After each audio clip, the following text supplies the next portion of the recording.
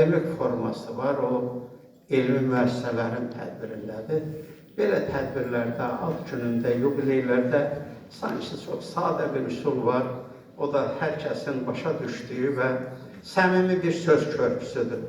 Mən çalışacağım bu müstəvidə sizinlə ünsiyyət qurub. Tənzilə xanımın həyat və fəaliyyətinə diqqət yetirdikdə, sanki bir sonda bir uğur hekayəsi gözümüzün qabağına gəlir.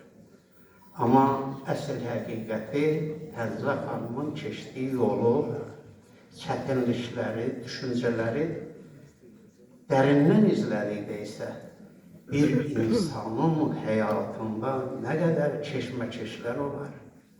İnsan üçün ən böyük, müqəddəs bir iş onun ocağıdır, yurdudur.